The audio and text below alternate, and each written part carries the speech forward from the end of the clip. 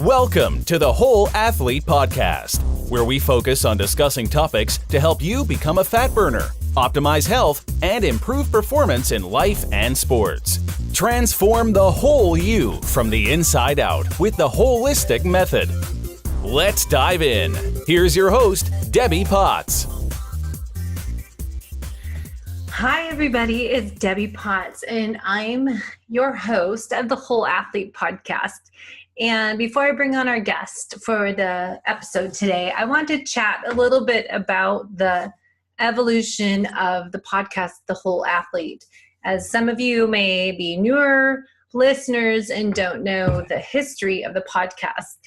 So I originally co-hosted a podcast with John Smith, Mr. Funny Man, and it was called Fit, Fat, Fast. Back at the end of 2011, we started it about December 2011, so beginning of 2012. And the focus was talking about triathletes, Ironman, distance athletes, working on metabolic efficiency by training our body to burn fat for fuel instead of sugar. And a lot of that was how and what we were eating, as well as training with the maffetone type of heart rate training, and really focusing on the eat more fat to burn fat, which I still believe in and I still do. And I've evolved the podcast over the years when John had to leave the show for business, family reasons, that I started to call it The Whole Athlete over time, because that matched my vision of the holistic method and that whole athlete approach to really work on improving your performance in endurance sports, in triathlons, and just daily life. Involves a lot more than just what we eat and when we eat, how much we eat, and then the other part of training, how we train, how we race on race day, how we pace ourselves. There's so much more to improving performance, in my opinion, and my personal experience of doing 15 Ironmans and multiple marathons and 50K races, that we need to look at a lot more than just nutrition and exercise. Those are really important. And nutrition is the first thing I start with a client when I'm doing nutritional therapy with them, is what they're eating. And exercise isn't a big part of being healthy as much as movement and the other elements we're going to talk about. So the other elements of the holistic method, as I just said, movement, stress, as we talk about many times, because that's my personal challenge, area of opportunity, as well as many, many, many others, and sleep. And then we've got digestion, which is a biggie for a lot of people, gut health and hormone balance. And then we have hydration is another element, and then happiness.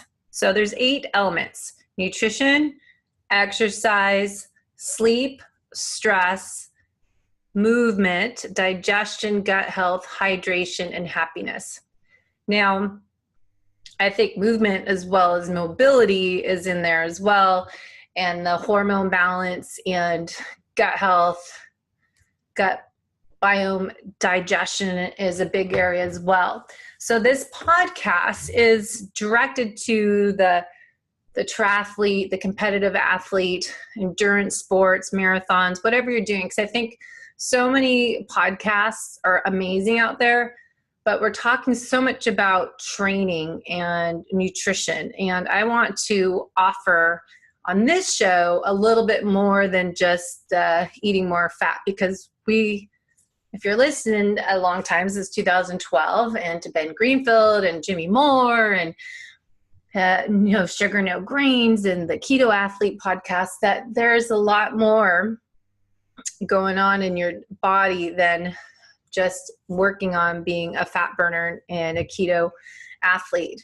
So stress is obviously a big thing that impacts all the elements of the holistic method. Sleep, happiness, they all interplay with each other. So my goal here is to have different topics on the show, talking about, we've talked about bone broth, collagen, hacking with the mats that you can sleep with. We've talked about the glasses, the Swanee's glasses, the episodes coming out, and as well as training and maffetone heart rate, the max aerobic function heart rate. So my goal is to bring you all sorts of different topics. As well as the other part of it is my personal story that I wrote all about in my book called Life is Not a Race. And that's available on Amazon, as well as my The Holistic Athlete, or the Holistic Method Manual and Workbook is on Amazon as well. So make sure you go to Amazon and find those books. If you search Debbie Potts, both the book and the manual will show up. So Life is Not a Race is my personal story and my struggle and my journey about recovering and rebuilding from HPA axis dysregulation, or short version is easier just to call it adrenal exhaustion. It's really coming up from the brain, the hypothalamus interpreting all of our different stressors from inside and outside of our life, and then the pituitary gland receives those signals and stimulates the adrenal gland to release the main stress hormone cortisol. And all sorts of other areas of the body are impacted when this happens, especially when it chronically happens. And my other goal is to educate you to avoid those red flags. They're telling you, okay, you've done too much. And those red flags that we just miss. And there's a lot of them that I want you to become more aware of, so you don't avoid that. You can avoid the last 5 years I've had. I haven't been able to race any triathlons really. I've tried and my body just can't do it yet. And it's been 5 years. And so finding a nutritional therapy practitioner and becoming one myself has really helped figure out more of the root cause and the different types of body system imbalances I've had happen since my adrenal exhaustion started back in 2013. That also helps recovery and rebuilding with acupuncture. My acupuncturist, a third generation acupuncturist from Taiwan, and Chinese medicine is really interesting philosophy to get Eastern philosophy to blend into programs. So I want to just share this with you, what my mission is with the podcast, The Whole Athlete, to help transform the whole you from the inside out with different elements of the holistic method itself. So hopefully I'm able to reach you in helping you get healthier, optimizing your health, help you become a fat burner.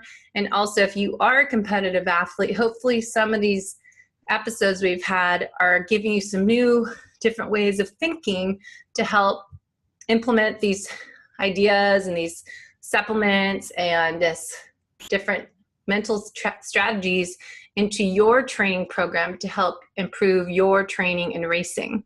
Now, I am going to Ironman Hawaii this October to work on meeting other people, helping spread the word of the whole athlete.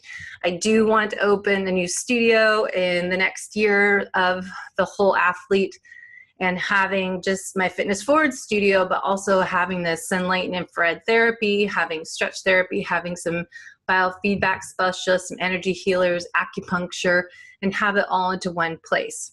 Why? Because it is my passion and my purpose, and I'm on a mission to help you and other people that live in the area as well as online. Lastly, I do want to share a new program I'm offering for you, my listeners, my team out there. The 5-day detox I've started a couple of years ago. I didn't really realize that there's a word for eating one meal a day, but part of the 5-day detox is OMAD, hashtag OMAD. I just learned about that. This is what we do in my 5-day detox. It ends up being easy to do. It's a coaching program with me for 5 days, includes a 1-hour seminar we'll do on Zoom with other people signing up for the program for that week. The first week of each month, starting in August, I will be offering this program for you. And the package includes the daily accountability emails and support or text messages from me, your coach. And we're going to be doing some fasting, teaching you how to be more of a keto adapted athlete, how to get more movement and mobility training in your routine during the day, help you get some better quality sleep, learning some sleep hacks that you can do before you sleep. A lot of everything I have outlined in my manual and the workbook we'll use. So if you purchased my book online on Amazon, the Holistic Method Manual and Workbook, you'll get lots of information in there. And then we'll use that with the 5-day detox. So message me if you'd like to join my next program, the 5-day sugar detox and reset jumpstart challenge. It's also a liver detox and improves your digestion. If you want to continue, I do offer a 30-day transformation program that goes into phase 2 and then into phase 3 of my holistic method program. So let me know if you want more information or to get started. The next program we start running, just message me via thewholeathletepodcast.com, and you can find me on Facebook, Debbie Potts, or the Whole Athlete Podcast Facebook page. So just send me a message and we'll get you started. So let's continue on with the show today. I'm really excited to bring you this guest as we talk about more ways to become the whole athlete with the holistic method elements to help transform the whole you from the inside out. And you will improve your performance in life, everyday life, as well as your sports this season if you take some of these nuggets that you're going to gain from our episode. So thank you. Let me know what you think. If you can give us a review on iTunes so we can get more visibility, that'd be great, as well as a review of my book on Amazon so more people can find it. And lastly, send me comments and maybe your testimonials and how you've dealt with adrenal exhaustion and overcome it, or if you've had some experiences being a low-carb, high-fat athlete yourself or a keto athlete. So send me your stories. I'd love to hear them, and I'd love to get feedback from you. So thank you for joining on the Whole Athlete Podcast on our YouTube channel if you want to watch me talk, or listen to us on iTunes or the other podcasts out there. So let's dive in. Thank you. Hey everybody, it's Debbie Potts coming to you on a Sunday afternoon to talk to a new guest on the show that's all the way across the way in Australia. Her name's Steph Lowe. Thanks for coming on today. Hi, Debbie. Thank you for having me. It's so fun to talk to someone in Australia when I'm over here in Seattle. And what time of day is it there? I forget the time difference. 9 a.m. on a Monday, so I'm in the future. You are in the future. So we have a lot of similarities in our businesses. You are a low-carb, high-fat blogger, nutritionist, coach, and podcaster yourself. So tell us a little bit about what I like to say and have people explain is what is your passion, purpose, and how you're creating impact? Yeah, amazing. I love that question. My purpose is definitely as a nutritionist, and I have been a sports nutritionist since 2009, so quite a while now. When, as you guys will all be aware, we've seen this huge change in the nutrition space. Yes. I'd say probably in the last 5 years, especially. Mm-hmm. But when I started in 2009, I was definitely a myth buster. You know, back then we still thought that the food pyramid was the be all and end all of nutrition, and definitely in the sports world, you know, carbs were king. And most of us still feared fat and thought that eggs and meat would give us high cholesterol and heart disease. And, you know, the low-fat era was certainly still really prevalent, especially in the endurance space where I work, you know, being a sports nutritionist. So I kind of set myself this mission to change all of that. You know, I had firsthand experience as a triathlete, being, you know, disgusted by sports gels and being pretty determined to find another way. And I've got a long history in science. I've studied human movement at a tertiary level. And I think, you know, whilst we had all this information in front of us, deep down I knew that there was another way. So I started The Natural Nutritionist to educate the world how to just eat real food. And my model is in LCHF. So it's lower carbohydrate, healthy fats. And I believe when that's prescribed properly, it applies to everyone. You know, if you're more sedentary, you naturally need less carbohydrates than, say, a really active endurance athlete. But that's why I teach the spectrum, which I'm sure you and I will go into today. I just think it's a really powerful approach that everyone can use to thrive. So I've also got my podcast, The Real Food Real, and we have weekly episodes, and we talk about nutrition and LCHF, but we also have lots of different topics like gut health, hormones, and a specific endurance focus. That's funny, just like our show. That's similar, very similar to what I've found in my journey. I've started doing Ironmans back in 2000, 2001, started doing marathons in 1999, and got into the endurance world back then. I was always a personal trainer, so it's been 25 years, but it's the same thing that you just start to think outside the box and going, why are we having all these gels and Cliff bars and sugary bars, and I have fat on my body I should be using as fuel? How come I'm not losing any weight? And I wrote in my book, Life is Not a Race, an experience one day. I remembered teaching spin class and then thinking, well, I'm going to go meet people for a bike ride. I have fat to burn. I'm just not going to eat.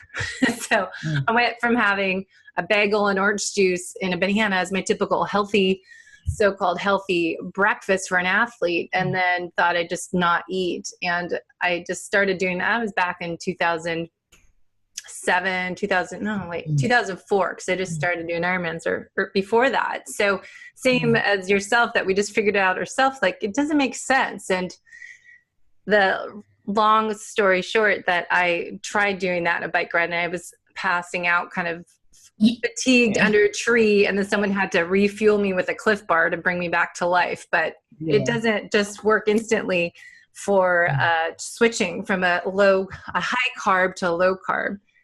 So with that, talk a little bit. You said you got into the journey thinking outside of the box, that all these carbohydrates don't make sense for endurance athlete, as we should be burning fat. But, you know, as you look around, all the athletes, even I was biking today, you see a lot of overweight athletes. Because is it because we've been trained by media and marketing to eat a high carb diet because that's what we need to keep fueled? Yeah, I mean, I think that's definitely the biggest culprit. It's going to be multifactorial. Like, we know that endurance athletes largely overtrain, and then there's a lot of stress going on, which is a huge, barrier to fat loss. But yeah, by and large, it comes from the food pyramid and the advice that we've been given to consume these excessive amounts of carbohydrates. And as you would know, in the endurance space, you know, we're given that sort of 60 to 90 grams of carbohydrates per hour of exercise, or sometimes it's defined as the 1 gram per kilogram body weight per hour. But ends up being a fairly similar number. But what that does is it only gives you one option. So if you eat lots of carbs and sugar, you can only access that tank. Whereas the natural opposite is true, right? If you train your metabolism to be efficient, you can burn fat for fuel, but you can also access the carbohydrate tank. So it's that dual fuel system, or it's being really flexible with that metabolism, which should be everyone's goal, but especially for Ironman athletes, because you can't put back in enough. So, you know, naturally you either fall apart or you end up in the bushes because your body can't digest that many carbohydrates under high intensity.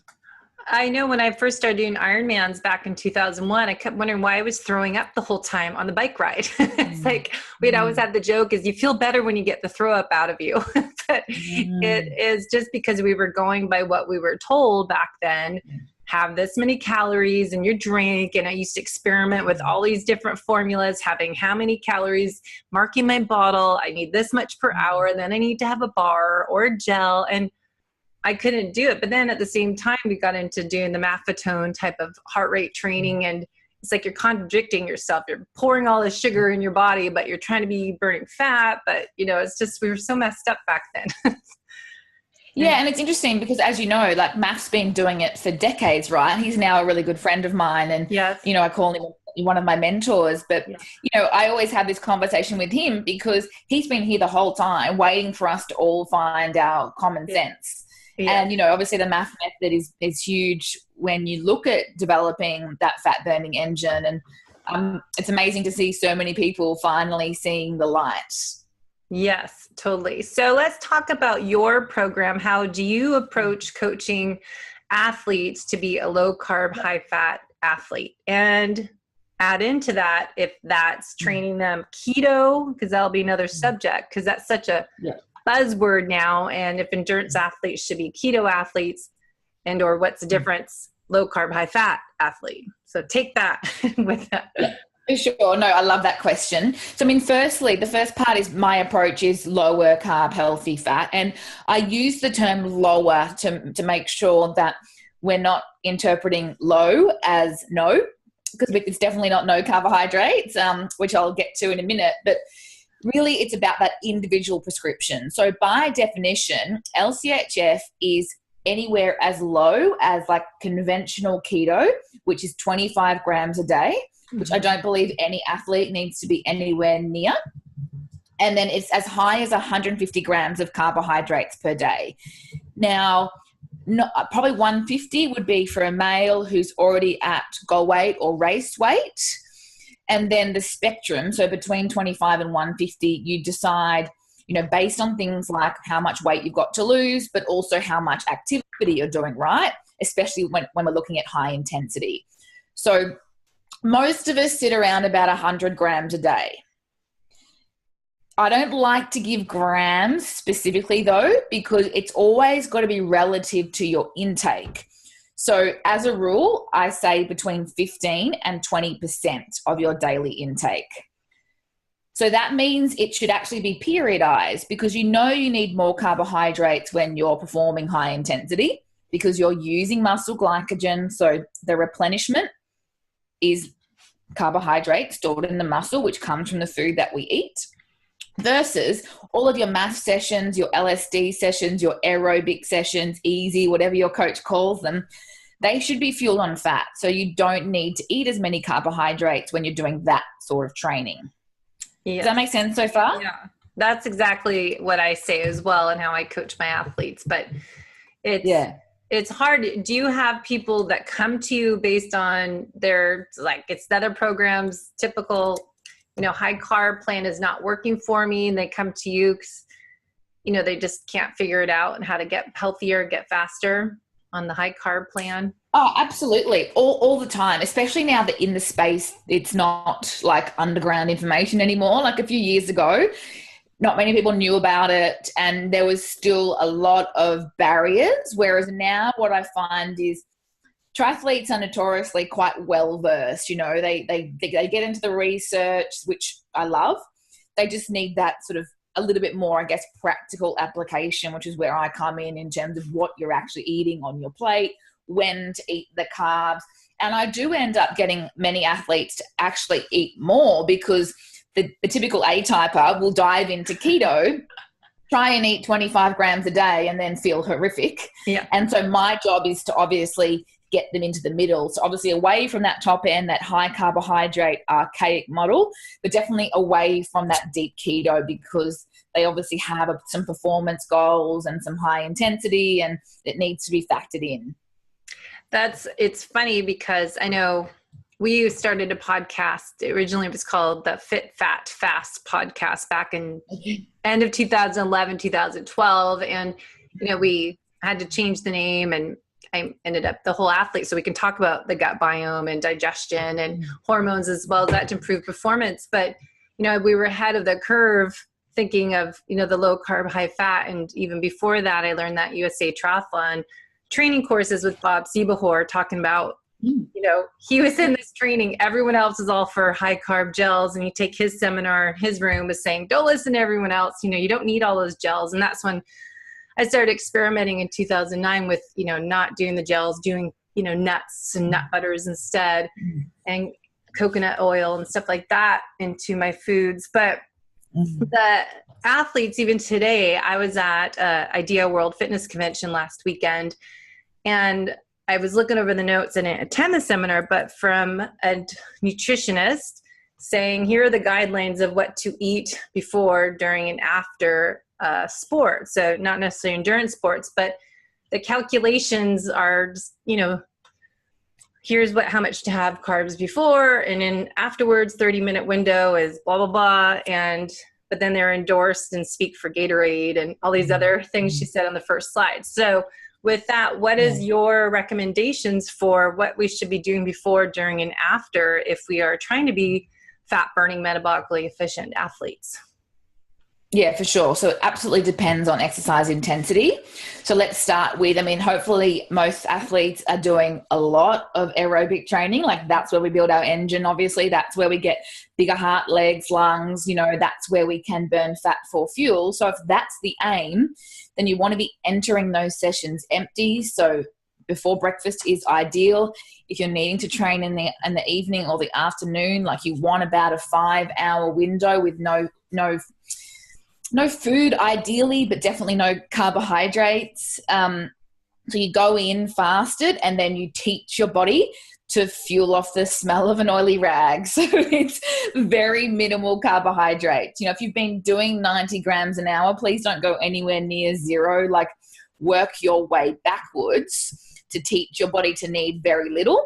But that might look like, for someone like you or I, we might be able to do 20 or 30 grams an hour. And then say a bigger guy might do 40 or 50, but it's still probably 50% less. But you really only want to be adding that fuel in after the first 60, 90 or 2 hours, depending on where you're at. So it's an evolution. As you experience firsthand, you basically fell off your bike the first time you tried to do fasted training. Most sugar burning athletes will hit the wall or bonk after about 45 minutes, but the goal is to extend that out, each week or each other week, so that eventually you should be able to do 2 or 2.5 hours empty. So then obviously if your ride or your session is longer than that, that's when you'll start to add in the carbohydrates. In terms of what you use, there are lots of options, but ideally it's as natural as possible, and it's definitely fructose free. So the vomiting or the gastrointestinal distress that athletes experience is largely from the sugar fructose. Now we find that in fruit, but it's very different when we see it in a conventional sports product. It's very refined, but it also causes a lot of water to be drawn into the gut. And that water has to go somewhere, so it's out either end, really. And it is a huge trigger for digestive distress. Yeah, so there are products.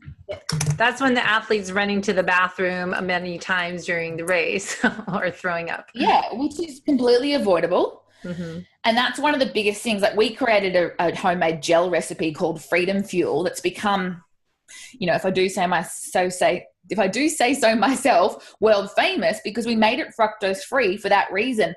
So many athletes were coming to me unable to take any gel, because back then we didn't have options like B-Fuel or any of the more natural gels that have been made available since the boom that we've seen in the LCHF world.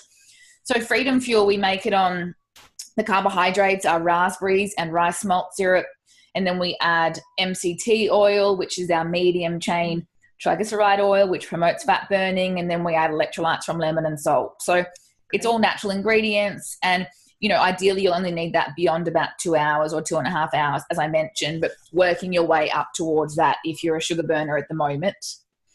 So what do you do for a transition period to get people to do that reset to that are, high carb sugar burners and just having to eat all those gels and eat a high carb food plan? How do you switch them? Do you do cold turkey, or is it a 21-day type of 30-day program?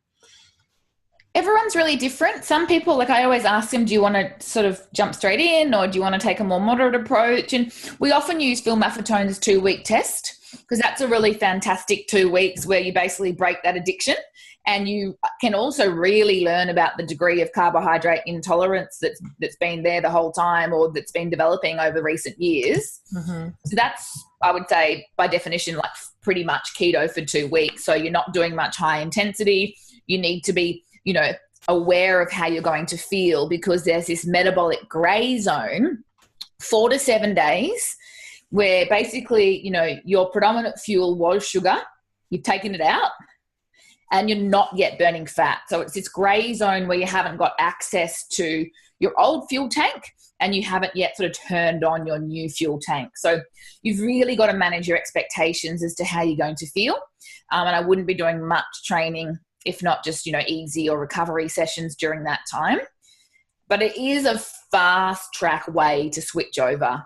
21 days is also fine, but I would personally prefer someone to rip the Band-Aid off and just get it done, because you get rid of all the addictions, your palate changes quite quickly, and you don't crave the food anymore once you're burning fat because your blood sugar is stable.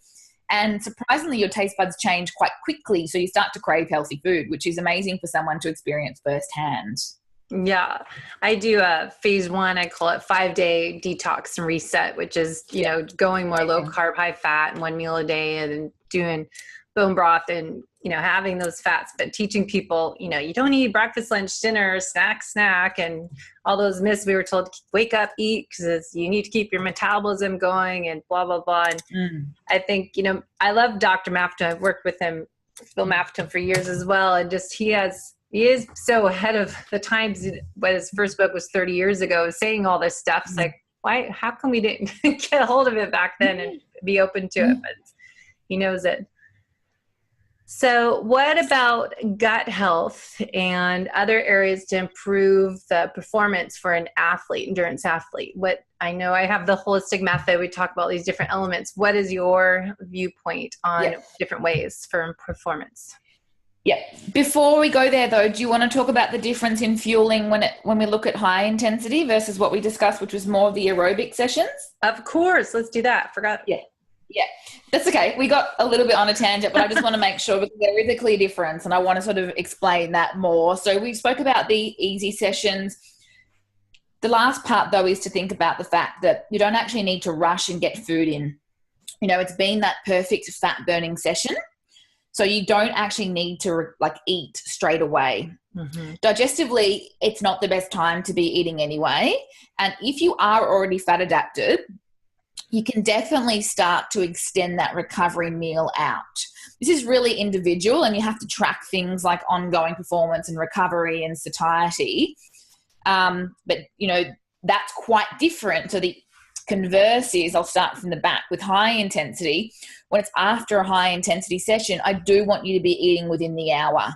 Now, it's not immediately, because we know that a high intensity session is very much that sympathetic nervous system, whereas digestion happens in the parasympathetic nervous system. So a proper cool down, and then, do all your stretches and have your shower and whatever else you want to do, and then try and eat within the hour.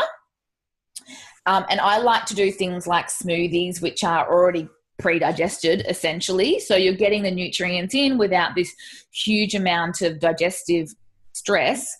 And you might put a little bit of carbohydrate, like some fruit, in that smoothie to help with the replenishment of the muscle glycogen, which is really important. So wait, one question before you go on. What do you put in your smoothie? Because I hear most people's smoothies and it's like 90% carbohydrates. So what do you do for your smoothie? So I mean, we start with vegetables. So you want to try and get 2 cups of greens in there. So you might do spinach and frozen zucchini, for an example. Then you want some sort of a protein. So I'm okay for someone, if someone wants to do raw eggs, or you might do a clean protein powder. You can definitely do it from nuts and seeds.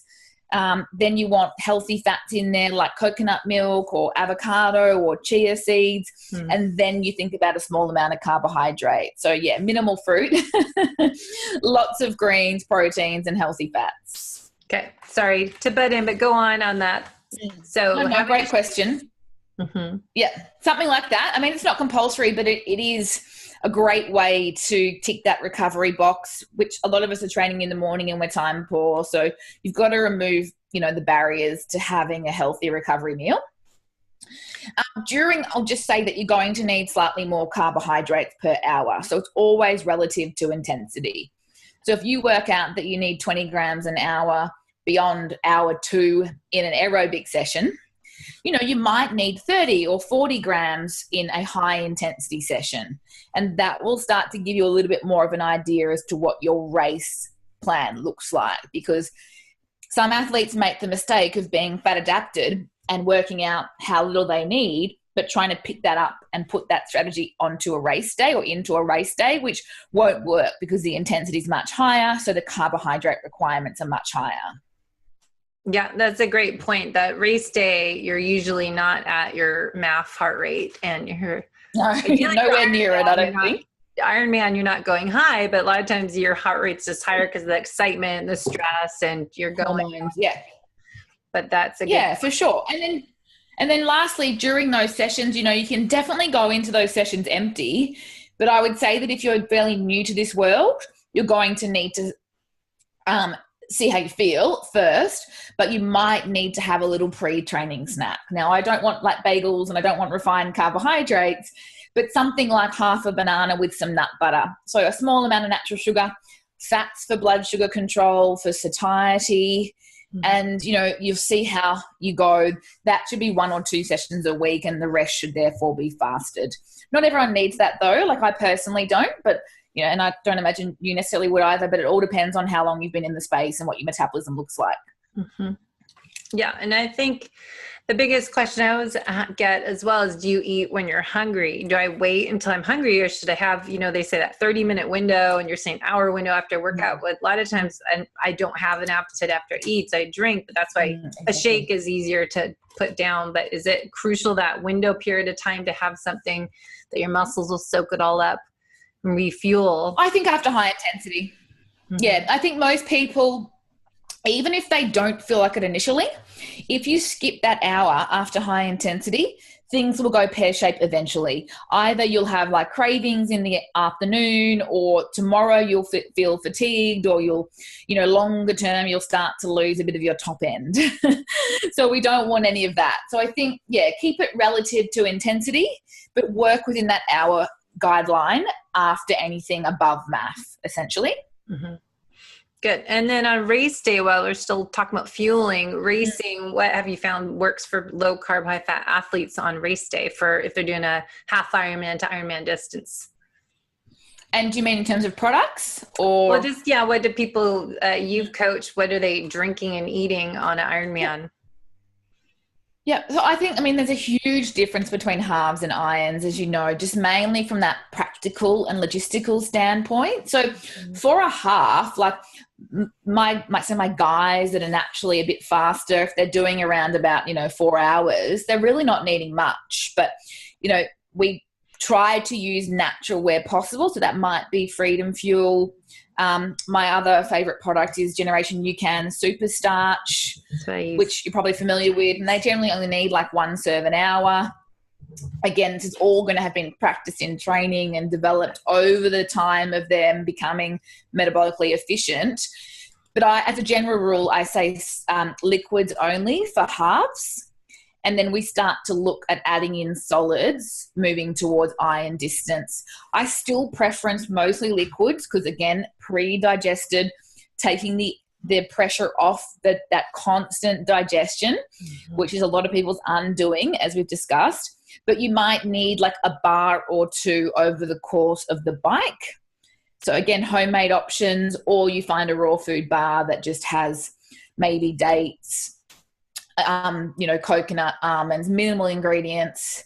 And let's say it does have 20 or 30 grams of carbs per hour, then again, it's fairly minimal, but it's on race day. And obviously liquids on the run because you can't digest when you're running. And for Ironman, most of my athletes end up using V Fuel because you can't carry enough of your own sports fuel. It gets quite limiting. You have to wear race belts and rely on special needs, which not everyone's up for. So V Fuel comes in a little packet and you can shove it down your pockets, or, you know, females put it in their bra, and you don't obviously need that much when you're fat adapted, but you still need something that's going to get you across the line that's convenient as well. So minimal gels, but still keeping in mind that you have that practical consideration for an Ironman. That's great advice. So that's B Fuel. Is that the one that you created? A V. No, V Fuel's not mine. That's a brand. Okay. That's fructose free and pretty much as natural as you can get when it comes to anything that's store bought. Yeah, that's great.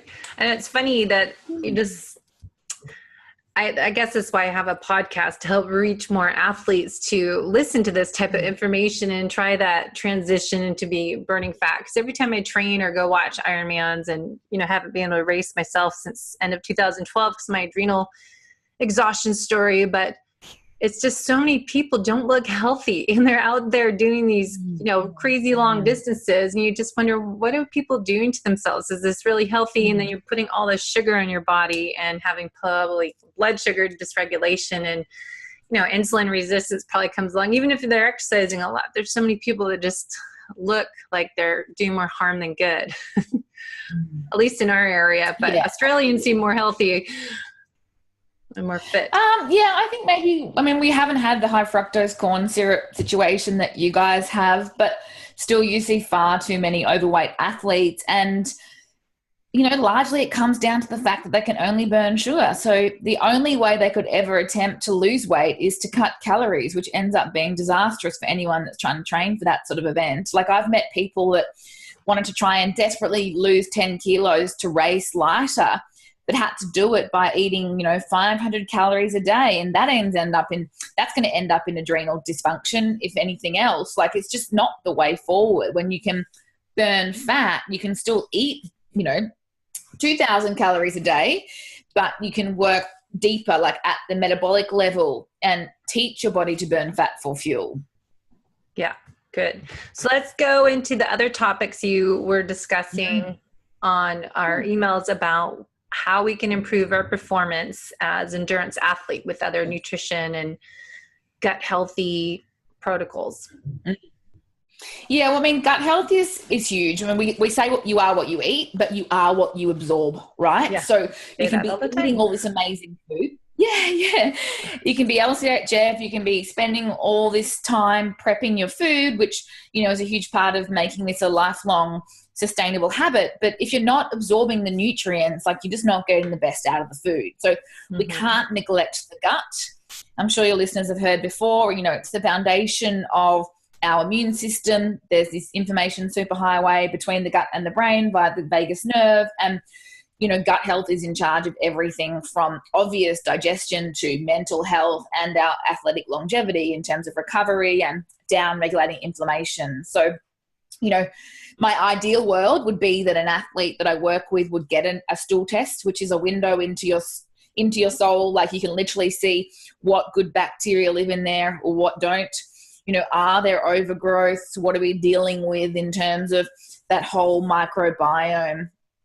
And with that, we can develop a really smart protocol to recreate like a beautiful ecosystem. We know that our gut should be like a rainforest, but a lot of us, it's been completely wiped out by previous antibiotic use, stress, overtraining, chemicals in our food or the air that we breathe.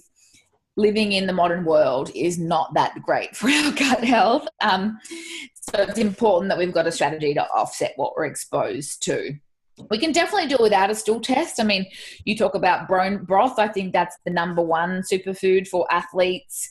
It's got all our recovery nutrients, glutamine, collagen, gelatin, and it will get your body to absorb the most out of your food. The analogy I always teach with the small intestine is, if you picture a fly screen, it should be like that fly screen. Nothing gets in and nothing gets out. But most of us have this small intestine that looks like that, or it has holes in it for those that can't see, and the broth will seal that up. So no leaky gut, no pathogens coming in, no food leaking out, and optimal absorption. As you probably also know, Debbie, some people are a little bit resistant to broth. They can be a little bit off-put when they first kind of intellectualize what it actually is or what it smells like. Yeah. I was a vegetarian for 10 years. So I remember my first cup, I literally was like, can I swear on this show? Because I was like, what the fuck? How are people drinking this? Like, it took me a long way to get my head around it. But it's a journey like most things. So I just encourage my athletes to, start by putting it into food, add lemon, chili, salt, whatever you need to do to try and get it in, but just get it in. Well, there's bone broth. I don't know if you have Dr. Josh Axe has the Ancient Nutrition line that I've been using in my 5-day detox. And we just did a podcast with them, but they have a keto feast and a keto protein that has a bone broth in it. And all their new products have bone broth in it. And I do bone broth here that I sell at my fitness studio, frozen kind, and I do have to add a lot of stuff to it, so I don't taste it. I have that psychological relationship. Like, I don't want to know what's in it. And I've seen Weston A. Price Foundation conferences. They show how they make it, and I have to close my eyes. But I put like turmeric and black pepper and kelp seasoning, and just I like dump all this stuff in there, and then it's okay. And it's actually cayenne pepper too, and it's just really filling. And I know after I've had some bike crashes and surgeries over the last, 15 years, that's always was my go-to. And now I try to do it more regularly, healing my gut. But it is pretty amazing stuff. But there's, I would look at people to look at the ancient nutrition, their keto products. It's not necessarily keto, but they can have the bone broth. Makes it easier if you don't really like it. Yeah, I agree. We sell his bone broth in my clinic as well, because I don't say cups. Like, I wouldn't say to you drink 2 cups a day. I would say get 2 serves in per day. So you can do that in many ways. Some people might get their unflavored and put it in their bulletproof coffee. Other people put it into their smoothie. Some people are making their chicken and veggie soup out of it. Like, there are lots of ways it can be done. And like, it's a non-negotiable. So like, I basically present those options and say, find a way. Because it's so important. Well, talk about yourself. How do you train and how do you eat? Are you kind of a low carb, high fat, or you try to do more keto, or what's your philosophy for yourself, as everyone's different?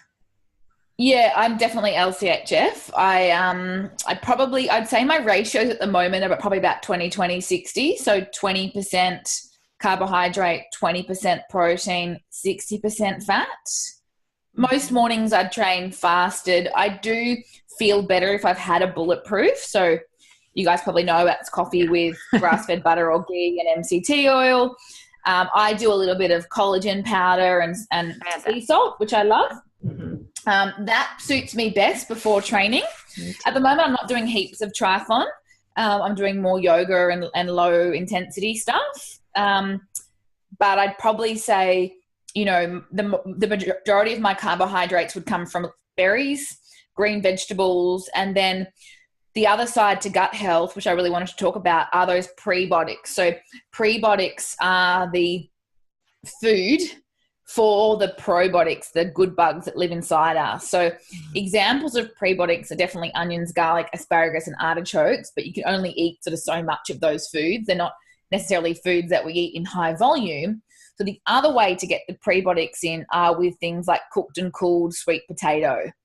So it can be reheated, but I love to roast up some sweet potato, put it in the fridge, and then, reheat it through an omelette or throw it onto a salad. And the insulin response is way down. So you're getting that beautiful carbohydrate without any insulin spike, but it's becoming that resistant starch or that prebiotic for your gut. So I probably add that into, like, say, 3 meals a week. Okay. And I think that's a huge mistake of keto, because, it's not good for performance, but it also can definitely starve your gut bugs. So I want to make sure that everyone's aware of that, because prebiotics have to go in.